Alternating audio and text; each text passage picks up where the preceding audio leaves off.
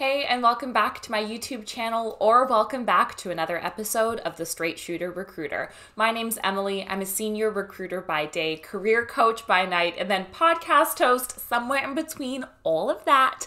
I don't have an accent. I don't know why I did that. Today, we are going to be talking all things LinkedIn. And listen, it is January. It is the start of a new year. It is the perfect time for you to be updating your LinkedIn.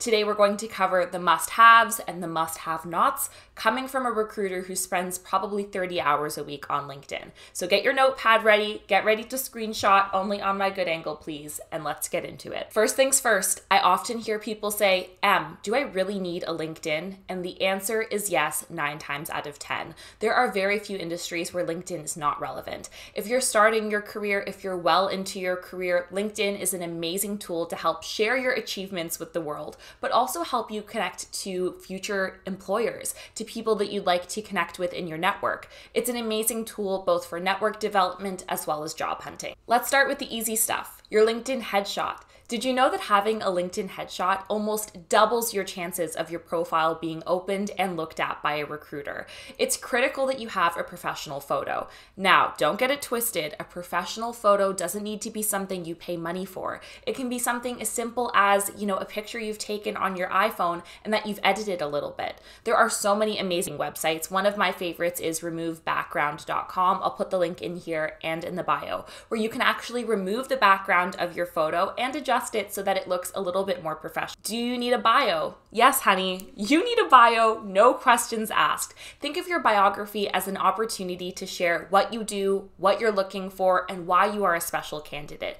This is not a cover letter. It also doesn't have to be something that's overly formal. I'll pop a couple of great examples on the side here, but in your bio, your goal should be to introduce who you are, what your experience is, and what you're looking for. If you're looking for work, it is critical that you turn on the looking for work feature. I'll show you an example of how you can do this on the side.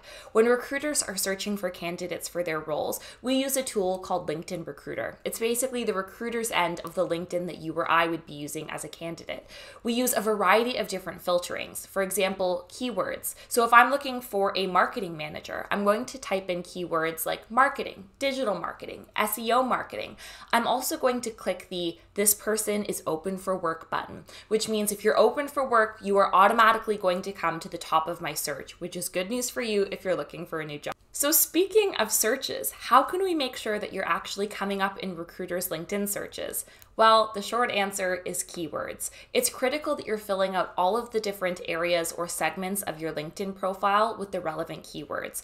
I want to start with the job description section, the meat and potatoes of your profile. It's not enough simply to put the title of your job and call it a day. It's important that you actually have the job description in there as well. If you're feeling lazy, this is a pro tip. You can literally copy and paste what you have on your resume and put that into your LinkedIn profile. It's going to make your life 1,000 times easier.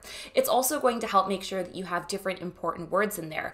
Going back to the marketing manager example, if your work description or your job description also calls out SEO, digital marketing, Google Cloud, analytics, when I'm searching for candidates on LinkedIn, it's going to pull those keywords and say, hey, this person is a really great fit for your role. So it's critical that you're actually filling out your job description in detail and not just leaving the title as is. Speaking of keywords, keywords are very important, mighty important when it comes to the job search. And yes, the keywords are going to populate in your job section, but they're also going to populate in your skills section. I would almost argue that your skills section is the most overlooked area on LinkedIn. I personally didn't think that the skills section was important until I became a recruiter. And now that I am one, using the skills search is one of the best tools that I have. Remember how recruiters are using a different version of LinkedIn where we can key search by keywords? That's not how that sentence was supposed to go. Where we can search by keywords. One of the other things that I can search for on LinkedIn Recruiter is skills. And this is where your skills profile is so important. On your LinkedIn profile, you have the opportunity to add different skills that might be relevant for your profile. Maybe it's communication, maybe it's engineering, whatever that might be. So when I, as a recruiter, am looking for a candidate for my role, I'm going to type in the specific skills that I'm looking for. Pro tip, make sure you are not being generic with the skills you're listing. List the very, very technical elements of your experience. For example, if you're an engineer, I would recommend listing all of the different technical programming languages that you use. If you're in marketing, talk to me about all of the different systems or software that you've used. If you're in sales, talk to me about the specific kind of sales you've done. Is it small business? Is it enterprise? Talk to me in detail about what you've done. And those skills are going to be a huge help, not only in me finding amazing talent, but again, it makes sure that you come to the very top of that search. So all in all, what actually makes a good LinkedIn profile? Well, it's a combination of effort and having great content on there. Remember, you're going to need a photo, a clear biography, actual outlines of your work experience, as well as the skills that are listed. I often get asked though, Emily, do I need to get recommendations on my LinkedIn profile? And how active should I be on LinkedIn to make sure I'm being seen? I'm going to be totally honest with you. Recommendations and endorsements on LinkedIn don't matter, especially when I'm looking for talent online. Whether or not someone has endorsements or recommendations on LinkedIn is not going to change whether or not I reach out to them. So I would much rather you put your effort on curating a really, really accurate LinkedIn profile versus you worrying about getting a couple of your classmates to say, yeah, Susie is great at data and analytics. I can't even tell you the number of times I've had one of my clients say that they are so overwhelmed with their LinkedIn. They don't know where to start, they don't know what to update, and it feels so daunting and like this terrifying task. Let me tell you that it is not. It is really as simple as updating these key pieces that we've talked about and making sure that you're using specific skills that you have in your profile as much as physically possible. But let's take it to the next level. You've updated your LinkedIn. Now, how are you going to use that to help you get a job and land a mentor? If that's something that you're interested in, I've got the key cards. I'm pointing up. I hope they're up, but they're somewhere on the screen so that you can check that out. If you're also curious about how you can write your amazing, perfect, chef's kiss resume so that you can copy and paste that onto your LinkedIn profile, the key card is officially here. Somewhere it's here.